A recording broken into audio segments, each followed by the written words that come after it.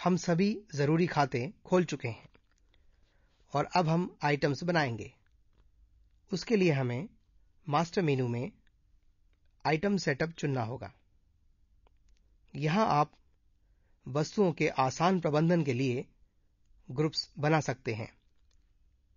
हम एक ग्रुप बनाएंगे ऑयल, दूसरा ग्रुप बनाएंगे डीओसी डी ऑयल्ड केक, एवं एक और ग्रुप बनाएंगे बाकी सारी आइटम्स के लिए।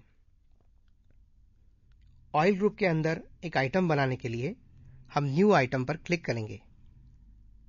नेम सोया सॉल्वेंट ऑयल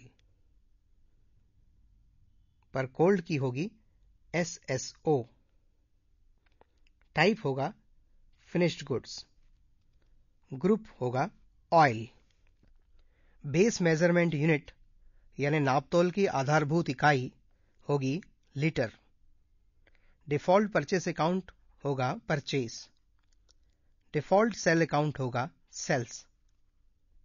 यूनिट कन्वर्जन में हम एक आइटम के लिए एक से अधिक यूनिट और उनके कन्वर्जन रूल्स रख सकते हैं।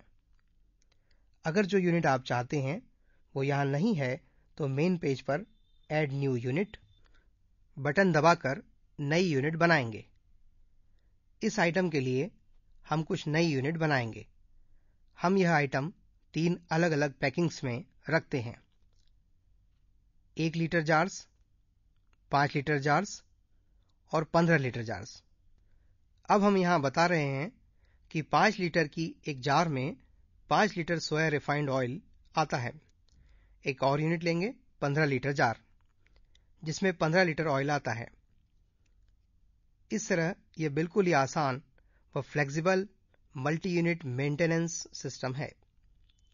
इकाइयों का आपस में परिवर्तन कैसे होगा ये आप खुद निश्चित कर सकते हैं। आप अलग अलग इकाइयां बना सकते हैं व यह निश्चित कर सकते हैं कि उनका आपस में परिवर्तन किस तरह होगा, जिससे कि स्टॉक एक यूनिट से दूसरी यूनिट में ऑटोमेटिकली कन्वर्ट हो सके और आप अलग अलग यूनिट के लिए आइटम के अलग अलग भाव भी रख सकते हैं। अब हम टैक्सेस एटसेट्रा पर आते हैं। यहाँ आप यह निश्चित कर सकते हैं कि इस आइटम पर कौन कौन से टैक्स व चार्जेस लगेंगे। इस आइटम पर 4% वेट लगता है, इसलिए हम 4% वेट लिस्ट में से चुनेंगे। विक्रय के समय यह प्रतिशत में लगेगा। प्रतिशत होगा 4, यह बिल में जुड़ेगा, यह सेल्स रेट में जुड़ा हुआ नहीं होगा और इसकी पोस्टिंग आउटपुट वेट अकाउंट में होगी। इसी तरह परचेज के समय वेट प्रतिशत में लगेगा। प्रतिशत होगा 4, यह बिल में जुड़ेगा और इसकी पोस्टिंग इनपुट खाते में होगी। अब अन्य जानकारियां। इस आइटम में कोई नई बैच नहीं होगी।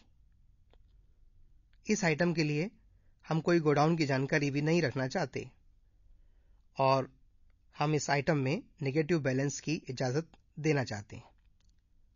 Stock valuation method average cost पर होगी और market valuation method average price पर होगी। Quantity levels, reorder level, maximum level और मिनिमम लेवल।